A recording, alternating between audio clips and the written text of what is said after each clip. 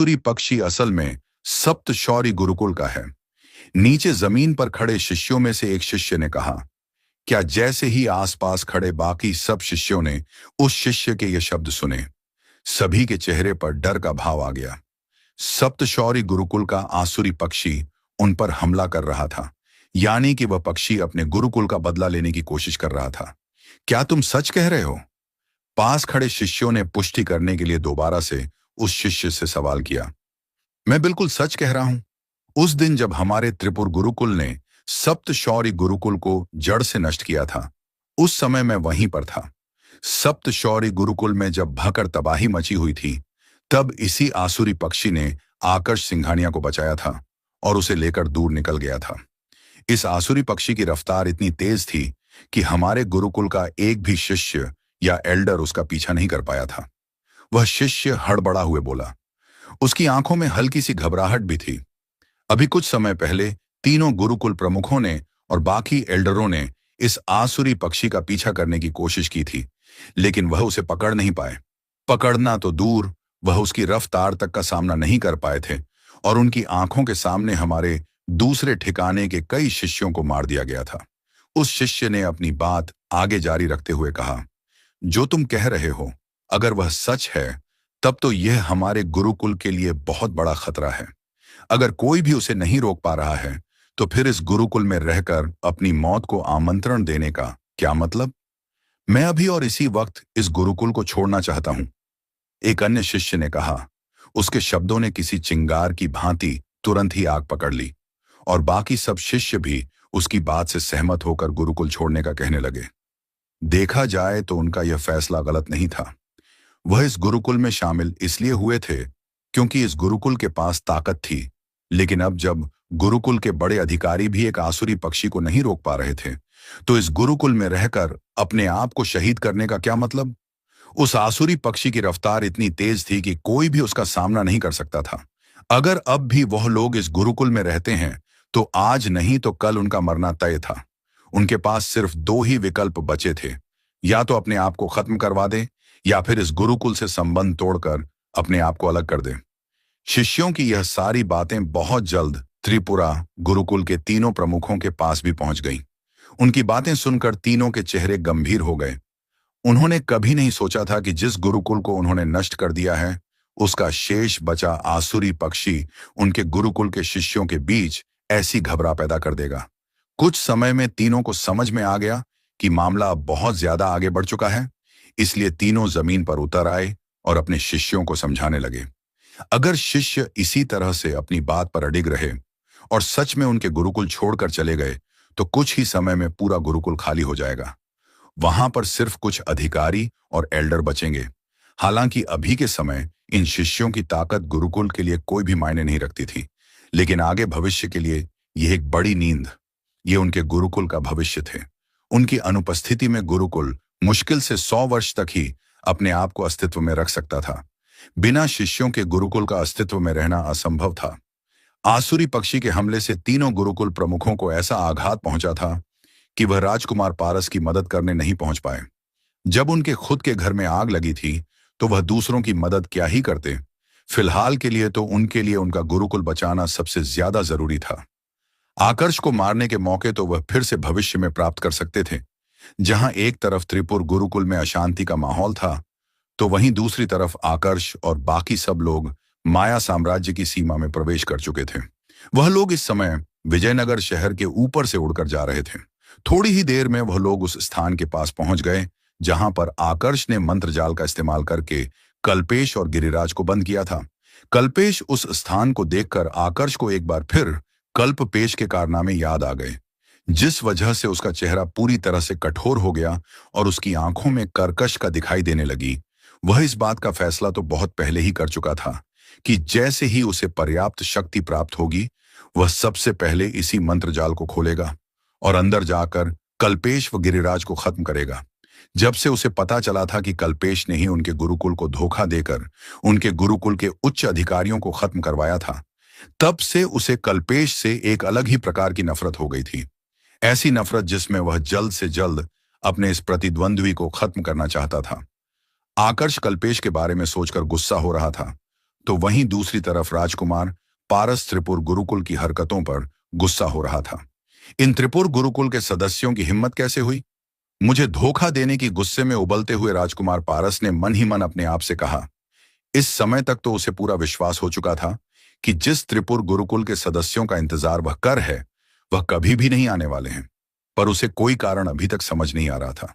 जहां तक उसे याद था तो त्रिपुर गुरुकुल के सदस्य तो आकर्ष से बहुत ज्यादा नफरत करते थे, फिर वह उसे खत्म करने क्यों नहीं आए?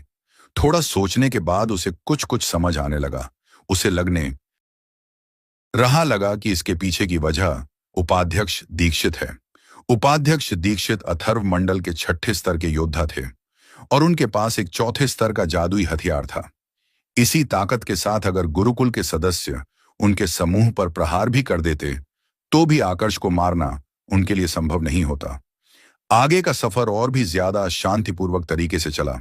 एक अथर्व मंडल के योद्धा के लिए अवंती साम्राज्य की राजधानी से माया साम्राज्य की राजधानी तक का सफर कोई ज्यादा बड़ा सफर नहीं था, लेकिन क्योंकि इस समय उनके साथ मूल मंडल के 5 योद्धा भी थे, इस वजह से उपाध्यक्ष दीक्षित और बाकी सबको माया साम्राज्य की राजधानी पहुंचने में 3 महीने का समय लग गया।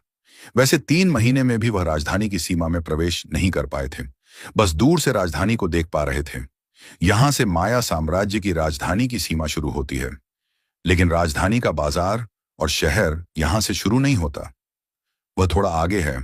उपाध्यक्ष दीक्षित ने 5 मूल मंडल के योद्धाओं को जानकारी देते हुए कहा। उन्होंने सामने की तरफ इशारा किया, जहां पर सभी एक छोटे बिंदु को देख पा रहे थे।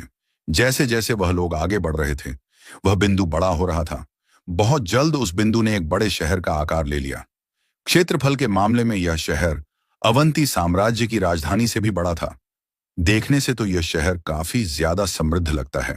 अपने सामने के शहर को देख आकर्ष की आंखों में चमक आ गई और उसने मन ही मन अपने आप से कहा, यह वही शहर था जहां पर उसे अगले 9 महीने तक रहना था, क्योंकि 9 महीने बाद माया साम्राज्य के स्तर पर एक और प्रतियोगिता होने वाली थी, जहां से 5 उत्कृष्ट योद्धाओं को चुनकर आगे अंशतर देश की राजधानी में भेजा जाने वाला था। सिर्फ इतना ही नहीं, इन 5 उत्कृष्ट योद्धाओं को माया साम्राज्य की तरफ से अलग से पुरस्कार दिए जाने वाले थे, जो कि उनके लिए कम और उनके परिवार वो उनके साम्राज्य के लिए ज्यादा होने वाले थे।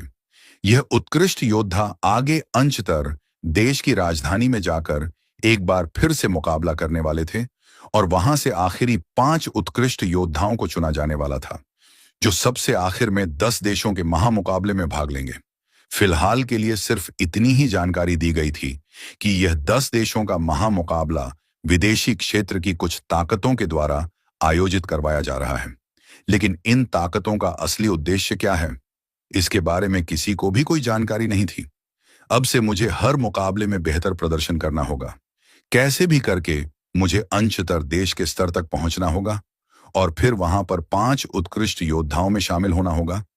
अगर 10 देशों के महामुकाबले में भी मैं अच्छा प्रदर्शन करके एक अच्छा स्थान हासिल कर लेता हूं, तो पूरी संभावना है कि मुझे विदेशी क्षेत्रों में जाने का मौका मिल जाएगा, जहां मैं लक्ष्य के खजाने को ढूंढकर काफी आसानी से अपनी शक्ति के चरम पर पहुंच सकता हूं। भविष्य को लेकर आकर्ष ने अपनी सारी योजना को फिर से याद किया, लेकिन इससे पहले मुझे इस बात का भी ध्यान रखना होगा कि मेरी पहचान पूरी तरह से उजागर ना हो। भले ही यहाँ के क्षेत्रों में लक्ष्य को कोई जानता ना हो, लेकिन विदेशी क्षेत्रों में निश्चित रूप से लक्ष्य को जानने वाले होंगे। अगर उन्हें पता चला कि लक्ष्य की यादें मेरे पास हैं, तो निश्चित रूप से वह मुझे शिकार बनाने की कोशिश करेंगे। आकर्ष ने मन ही मन अपने आप को समझाया, चलो अब सब नीचे उतरो।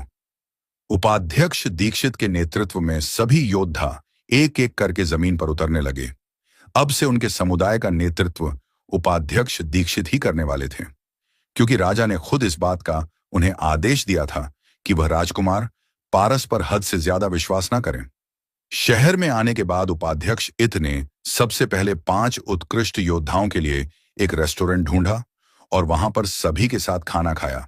इसके बाद उन्होंने शहर में ही एक बड़ा सा घर खरीदा, ताकि अगले 9 महीने तक सभी योद्धा वहां पर आराम से रह सके और अपने अभ्यास पर अपना ध्यान केंद्रित कर सके। अगले 9 महीनों में बाकी साम्राज्य के योद्धा भी यहां पर आ जाएंगे, जिसके बाद यहां पर प्रतियोगिता आयोजित की जाएगी। अगर सब कुछ सही रहा और तुम लोगों ने अपना पूरा ध्यान साधना पर केंद्रित करके अपने ऊर्जा को बढ़ा लिया, तो तुम लोग उस प्रतियोगिता में काफी अच्छा प्रदर्शन कर सकते हो। अगर तुम लोगों ने अच्छा प्रदर्शन किया तो महाराज तुम्हें अलग से इनाम देंगे। साम्राज्य का भविष्य अब तुम लोगों के कंधों पर टिका है, इसलिए मुझे शिकायत का कोई भी मौका मत देना। उपाध्यक्ष दीक्षित ने आकाश और बाकी चारों योद्धाओं से कहा, जिस पर सभी योद्धाओं ने एक साथ सहमति में अपना सिर हिलाया। मुझे ऐसा लगता है कि इस बार मैं तुमसे आगे निकल सकता हूं। आकर्ष, तुम्हारा तो पता नहीं, लेकिन मुझे ऐसा लगता है कि मैं बहुत जल्द 5वें स्तर में प्रवेश करने वाला हूं। उरुमी ने आकर्ष की तरफ देखते हुए कहा, यह तो आने वाला वक्त ही बताएगा कि कौन किससे आगे निकलता है। आकर्ष ने हल्का मुस्कुराते हुए जवाब दिया। इसके बाद वह अपने कमरे में चला गया। उसका कमरा उपाध्यक्ष दीक्षित और कर्ण के कमरे के बीच में स्थित था। उसके लिए इस कमरे का प्रबंध उपाध्यक्ष दीक्षित ने किया था। लगता है उपाध्यक्ष दीक्षित मेरी सुरक्षा पर कुछ ज्यादा ही ध्यान दे रहे हैं, आकर्ष ने हल्का मुस्कुराते हुए अपने आप से कहा और कमरे का अंदर से निरीक्षण करने लगा। उपाध्यक्ष दीक्षित ने उसका कमरा अपने कमरे के बिल्कुल पास में रखा था, क्योंकि उन्हें पता था कि इस जगह पर सबसे ज्यादा खतरा आकर्ष को ही है। दुश्मन दूर नहीं, बल्कि उनके साथ है राजकुमार पारस, जो आकर्ष को जान से मारना चाहता है। पहले उन्हें संदेह नहीं हुआ था, लेकिन जब पूरे सफर के दौरान उन्होंने राजकुमार पारस की आंखों में आकर्ष के प्रति कत्ल का भाव देखा था, उन्हें तभी समझ में आ गया कि राजकुमार पारस कोई तो षड्यंत्र रच रहा है। स्वीक इसी बीच सुवर्णा, जो कि इतनी देर से आकर्ष के कंधे पर सोई हुई थी, उसने अपनी छोटी सी आंखें खोली और कमरे को ध्यान से देखने लगी। यह कौन सी जगह है? आकर्ष, सुवर्णा ने आंतरिक ऊर्जा के द्वारा संदेश भेजकर आकर्ष से पूछा। जगह कौन सी है पता नहीं, लेकिन इस समय हम माया साम्राज्य की राजधानी में हैं, आकर्ष ने कहा। यह तो अच्छा हुआ। अब जब हम यहां पर आ गए हैं तो चलिए बाहर चलकर कुछ खाना खाते हैं, सुवर्णा ने उत्साहित होते हुए आकर्ष से कहा। इस समय जब हम बाहर खाना खा रहे थे तब तो तुम सोई हुई थी, अब मैं तुम्हें बाहर कैसे लेकर जाऊं? उपाध्यक्ष दीक्षित ने भी मना किया है। अगर कुछ हो गया तो फिर उनको जवाब देना मुश्किल हो जाएगा, आकर्ष ने कहा। वास्तविकता तो यह थी कि आकर्ष को उपाध्यक्ष दीक्षित के शब्दों से कोई फर्क नहीं पड़ रहा था। अगर वह खुद बाहर जाना चाहता तो उसे कोई भी नहीं रोक सकता था। समस्या बस इतनी सी थी कि वह इस समय साधना करना चाहता था, इसलिए वह ऐसा बहाना बना रहा था। आकर्ष का जवाब सुनकर सुवर्णा अपने पेट की तरफ देखने लगी और उदास होकर आकर्ष के कंधे पर बैठ गई। आप भूल गए, आपने वादा किया था कि आप मुझे खाना खाने से कभी नहीं रोकोगे। सुवर्णा ने आकर्ष को उसका वादा याद दिलाते हुए कहा। मुझे याद है, आकर्ष ने एक गहरी सांस लेते हुए कहा और फिर सुवर्ण को लेकर अपने कमरे से बाहर निकल गया।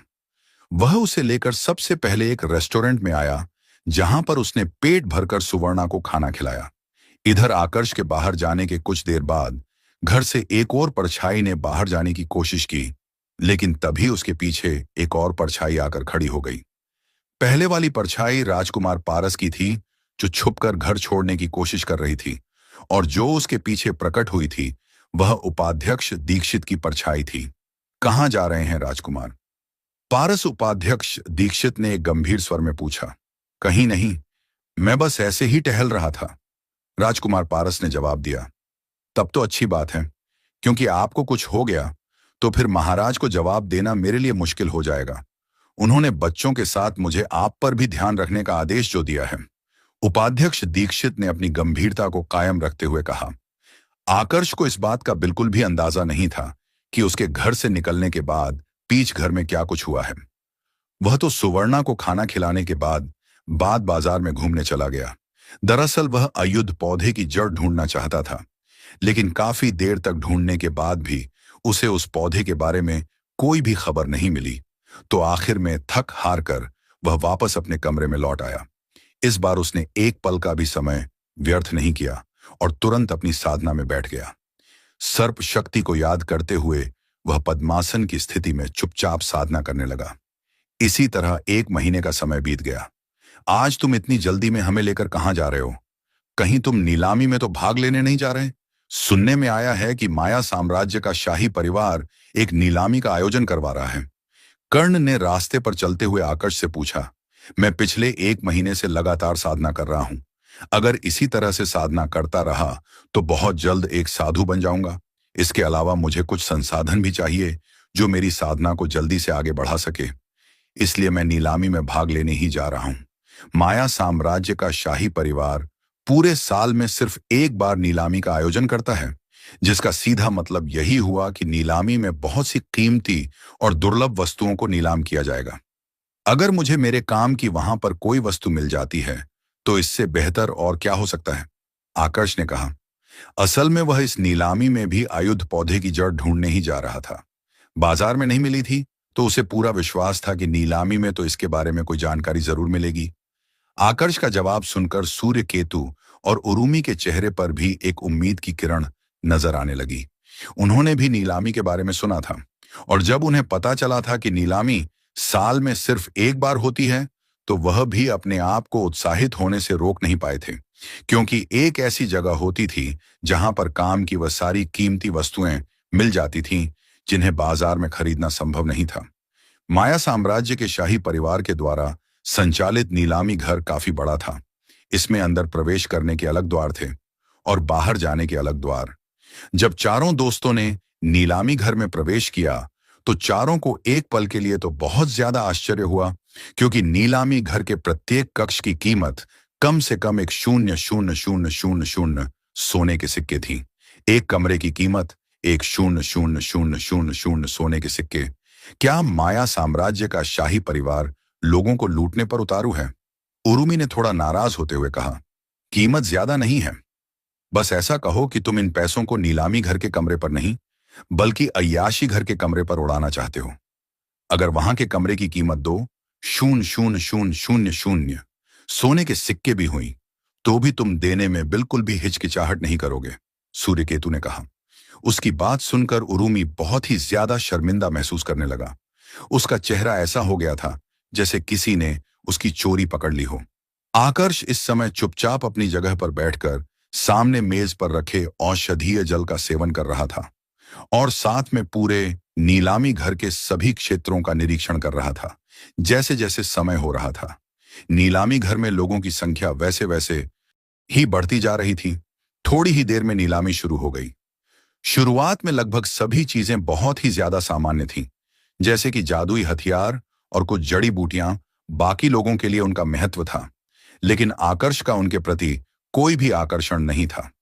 नीला के मध्य भाग में कुछ दुर्लभ वस्तुएं आना शुरू हुईं, जिन्होंने काफी हद तक आकर्ष का ध्यान भी अपनी तरफ खींचा, और आकर्ष ने भी बाकियों के साथ बोली लगानी शुरू कर दी। जब तक नीलामी अपने आखिरी भाग में पहुंची तब तक आकर्ष बहुत से सामान के लिए बोली लगा चुका था। जो भी चीज उसे पसंद आती वह बोली लगाकर हासिल कर लेता। इन सब में आकर्ष के पास जितना सोना था उसमें से वह 10 करोड़ सोने के सिक्के खर्च कर चुका था। यह इतनी बड़ी संख्या थी कि कर्ण और बाकी सब अपने आप को हैरान होने से रोक नहीं पाए। मुझे पहले लगता था कि हम सब में सबसे ज्यादा पैसे सूर्य केतु के पास है, लेकिन लगता है कि मेरा सोचना गलत था। पैसों की असली भंडारे तो तुम निकले चलो। मेरे लिए तो यह अच्छा ही है। आगे भविष्य में मुझे कभी भी पैसों की जरूरत पड़ी तो मैं सबसे पहले तुमसे ही पैसे उधार लूंगा, उरुमी ने उत्साहित होते हुए कहा। बिल्कुल, तुम मुझसे पैसे उधार ले सकते हो, बस तुम्हें थोड़ा ब्याज चुकाना होगा, आकर्ष ने हल्का मुस्कुराते हुए कहा। उसका यह जवाब सुनकर उरुमी का सारा उत्साह एक पल में गायब हो गया। हालांकि हैरानी तो कर्ण को भी हुई थी, लेकिन उसने कुछ नहीं कहा। जितना वह आकर्ष को जानता था और जितना समय उसने आकर्ष के साथ गुजारा था, उसके बाद तो अगर आकर्ष के आसपास कुछ आश्चर्यचकित करने वाली घटना ना हो तो वह अपने आप में एक आश्चर्य की बात होती थी। रही बात सूर्य केतु की, तो उसने भी इस बारे में ज्यादा कुछ नहीं कहा था, क्योंकि उसे अच्छे से पता था कि आकर्ष की असली पहचान क्या है। वह एक चौथे स्तर का हथियार शिल्पकार था। क्या एक चौथे स्तर के हथियार शिल्पकार के पास कभी पैसों की कमी हो सकती थी? जवाब था बिल्कुल नहीं। उल्टा सूर्य केतु को पूरा विश्वास था कि अगर आज आकर्ष एक चौथे स्तर के जादुई हथियार का निर्माण करके उसे माया साम्राज्य के शाही परिवार की नीलामी में पेश करें तो वह निश्चित रूप से बहुत भारी मात्रा में धन कमा सकता है। यह धन इतना ज्यादा होगा कि अब तक नीलामी में जितना भी सामान नीलाम किया गया है उन सबको एक साथ खरीदा जा सकता था। चौथे स्तर के जादुई हथियार तो अंशतः देश की राजधानी तक में दुर्लभ थे। बहुत ही कम ऐसे योद्धा थे जिनके पास इस प्रकार के जादुई हथियार होते थे। ऊपर से गुणवत्ता का भी इस पर गहरा असर पड़ता था। आकर्ष का बनाया गया जादुई हथियार गुणवत्ता में सबसे आगे था। आगे जानने के लिए देखते रहिए द अमेजिंग मार्शल वर्ल्ड के अगले एपिसोड में। सिर्फ और सिर्फ कहानी संग्रह बाइक ऑन हिट करना ना भूले दोस्तों। आप सभी का हॉट कहानियन यूट्यूब चैनल पर स्वागत है। स्तर का जादुई हथियार एक ऐसी वस्तु थी जिसे पैसों से नहीं तोला जा सकता था। कम से कम अंशतः देश में तो पैसों से इसकी तुलना बिल्कुल भी नहीं की जा सकती थी। अगर पैसों से इसकी तुलना की जाती है तो वह रकम इतनी बड़ी होती जिसे कोई सोच भी नहीं सकता था। इसलिए सूर्य केतु के हिसाब से आकर्ष के पास पैसों की कोई भी कमी नहीं थी। लेकिन सूर्य केतु यह नहीं जानता था कि आकर्ष के पास अभी के समय जितनी भी संपत्ति है वह उसने अपने जादुई हथियार बेचकर नहीं बल्कि कुछ और तरीकों से हासिल की है। कुछ ऐसे तरीके जिनके बारे में सुनकर कोई सोच भी नहीं सकता था कि आकर्ष ने ऐसा कुछ किया होगा। माया साम्राज्य के शाही परिवार द्वारा आयोजित नीलामी में जो वस्तुएं रखी गई हैं वह बहुत ही ज्यादा निराशाजनक है। मुझे लगा कि इतने बड़े साम्राज्य का शाही परिवार होने के नाते उनके पास कुछ तो अलग और दुर्लभ वस्तुएं होंगी, लेकिन आखिर में इन्होंने भी मुझे निराश ही किया। आकर्ष ने अपने कमरे की खिड़की से सामने की तरफ देखा, जहां पर नीलामी घर का एक अध्यक्ष खड़ा था। यह एक मध्य अवस्था का आदमी था जो नीलामी करवा रहा था। आकर्ष ऐसा इसलिए कह रहा था क्योंकि नीलामी घर ने अभी तक जो भी सामान प्रस्तुत किया था उनमें ज्यादातर 5वें स्तर के जादुई हथियार और मूल ऊर्जा गोलियां थीं। जिस सामग्री के लिए वह यहां पर आया था उसके बारे में अभी तक उसे कुछ भी सुनने को नहीं मिला था। जादुई हथियार और यह सभी सामग्रियां बाकी सबके लिए मूल्यवान हो सकती थी, लेकिन आकर्ष के लिए इनका कोई भी महत्व नहीं था। उसके पास ऐसी सामग्रियों की कोई भी कमी नहीं थी। मैं जानता हूं कि आप सभी यह जानने के लिए बहुत ज्यादा उत्साहित हैं कि आज की इस नीलामी में सबसे आखिरी स्थान पर किस वस्तु को रखा गया है। आप सबकी जिज्ञासा को खत्म करते हुए हमारा नीलामी घर पेश करता है। आज की सबसे आखिरी वस्तु को यह एक आसुरी जानवर का अंडा है, जिसके अंदर एक ऐसा जीव है जो जन्म लेने से पहले ही अग्रिम स्तर का बिजली का बल हासिल कर चुका है। नीलामी घर के आंगन के बीचों बीच खड़े मध्य अवस्था के आदमी ने तेज आवाज में घोषणा करते हुए कहा। जैसे ही इसकी घोषणा खत्म हुई, एक व्यक्ति जो कि नीलामी घर का ही कर्मचारी था, वह अपने हाथ में एक प्लेट लेकर सामने आया। उस प्लेट में एक बड़ा सा अंडा रखा हुआ था, जिसकी बाहरी सतह गहरे बैंगनी रंग की थी। अंडा अभी तक पूरी तरह से परिपक्व नहीं हुआ था, पर इससे पहले ही अंडे के चारों तरफ बिजली के बल की हल्की सी आभा को महसूस किया जा सकता था। इस अंडे को किस आसुरी जानवर ने दिया है, इसके बारे में हमें कोई भी जानकारी नहीं है, लेकिन इससे निकलने वाली आभा को देखते हुए इस बात का अंदाजा लगाया जा सकता है कि इस अंडे को देने वाला आसुरी पक्षी जब जिंदा था तब उसने अग्र स्तर के बिजली के बल को हासिल कर लिया होगा। उस मध्य अवस्था के आदमी ने विवरण देते हुए कहा। अग्रिम स्तर का बिजली का बल। जैसे ही उस मध्य अवस्था के आदमी ने इस बात की घोषणा की, नीलामी घर में आए अधिकांश मेहमान बहुत ज्यादा उत्तेजित हो गए। सभी की आंखें लालच से चमक उठी थीं और सभी का ध्यान इस समय तक पूरी तरह से सिर्फ उस एक अंडे पर आकर केंद्रित हो गया था। इस अंडे को तो आज मैं हासिल करके रहूंगा। इसे हासिल करने से मुझे कोई भी नहीं रोक सकता। नीलामी घर के दूसरी मंजिल पर मौजूद एक कमरे में से एक व्यक्ति की तेज आवाज सुनाई दी। यह तो इस बात पर निर्भर करता है कि तुम्हारे पास इसको खरीदने की क्षमता है या नहीं।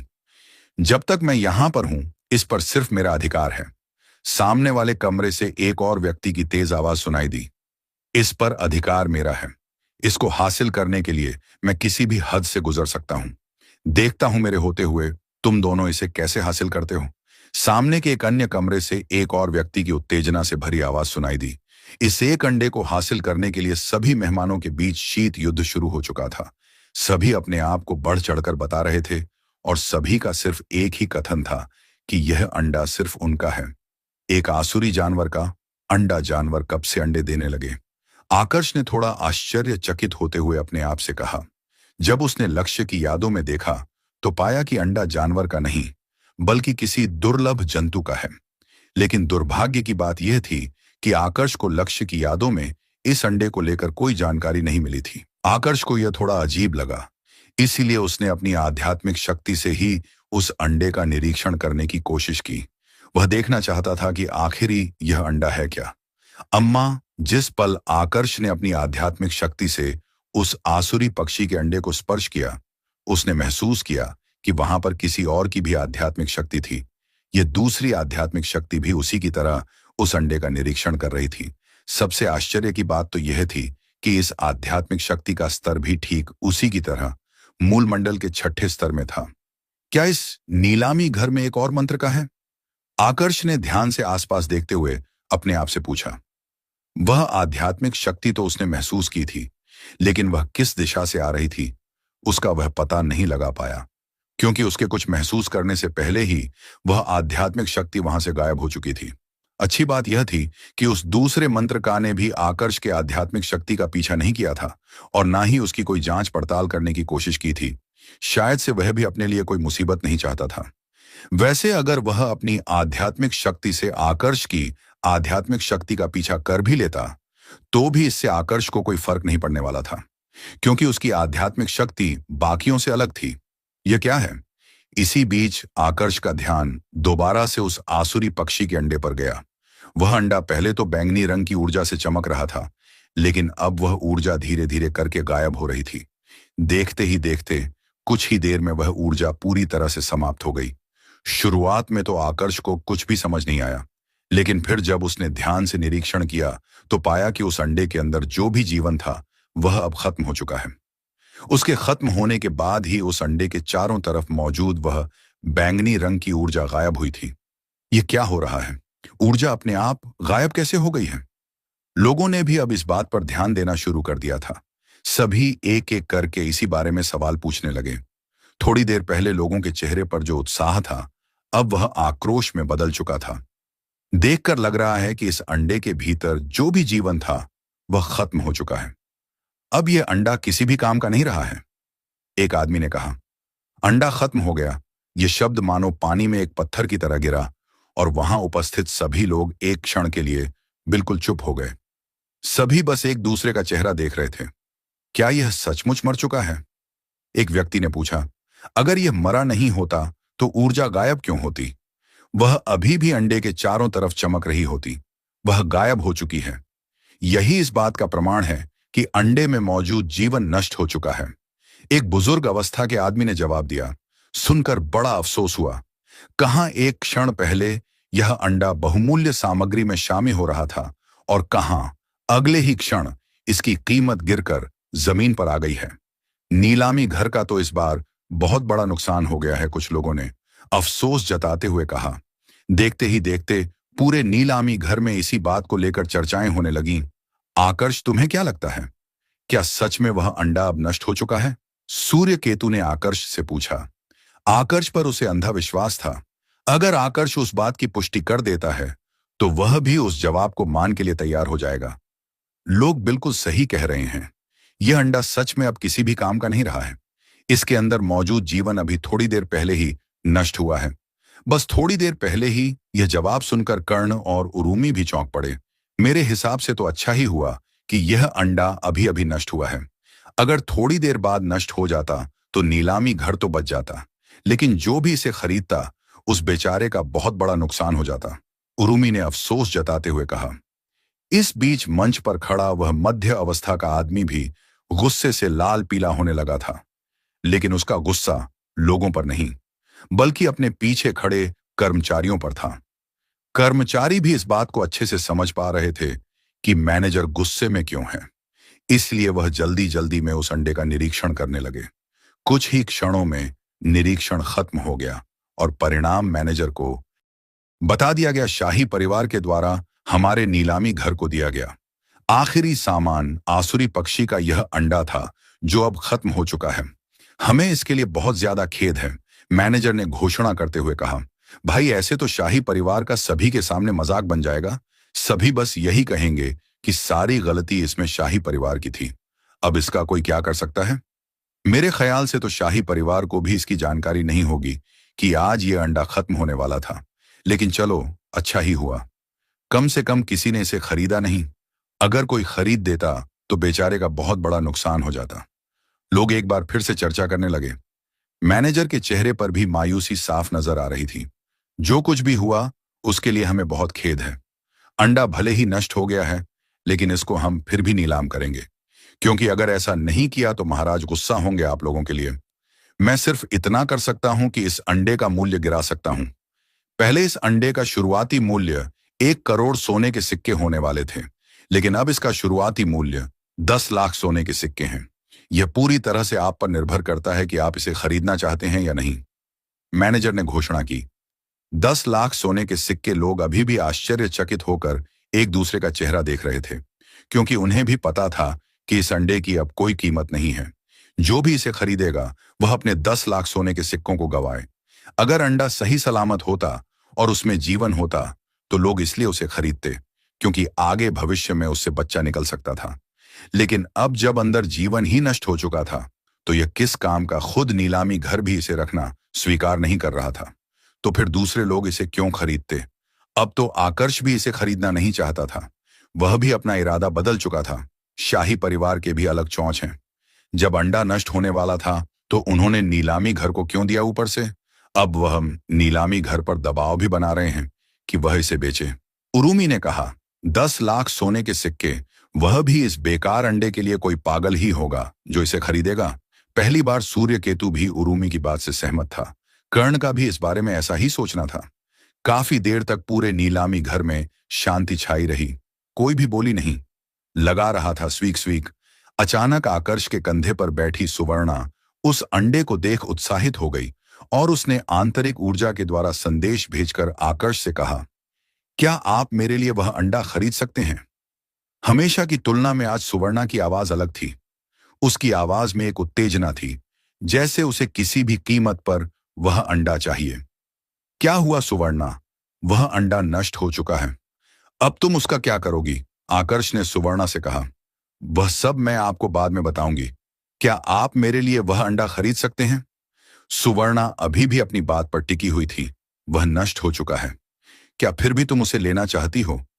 आकर्ष ने दोबारा से पूछा, मैं जानती हूं कि वह नष्ट हो चुका है, इसीलिए मैं आपसे कह रही हूं कि मुझे वह हर कीमत पर चाहिए। सुवर्णा ने एक बार फिर उत्तेजना से भरे स्वर में कहा। उसकी छोटी हरी आंखों में उम्मीद का भाव था, जैसे वह आकर्ष से किसी प्रकार का कोई निवेदन कर रही हो। सुवर्णा का ऐसा बर्ताव आकर्ष को भी थोड़ा अजीब लगा, लेकिन इसमें वह कुछ कर भी नहीं सकता था। ठीक है, अगर तुम्हें हर कीमत पर वह अंडा चाहिए तो मैं तुम्हारे लिए इस अंडे को खरीद लूं। आकर्ष ने प्यार से सुवर्णा के सिर को स्पर्श करते हुए कहा। उसके लिए 10 लाख सोने के सिक्के अभी के समय कोई बड़ी रकम नहीं थी, लेकिन सुवर्णा उसके लिए बहुत कीमती थी। 10 लाख सोने के सिक्के। आकर्ष ने अपनी तरफ से बोली लगाई। उसकी बोली सुनकर न सिर्फ आकर्ष के कमरे में बैठे सूर्य केतु उरूमी और कर्ण, बल्कि बाहर बैठे सभी मेहमान भी चौंक पड़े। किसी को भी समझ में नहीं आ रहा था कि आखिर आकर्ष एक नष्ट हुए अंडे पर बोली क्यों लगा रहा है क्या यह इंसान पागल हो चुका है। एक बेकार सामान के लिए 10 लाख सोने के सिक्के भला कौन खर्च करता है। जरूर यह किसी धनवान परिवार से होगा।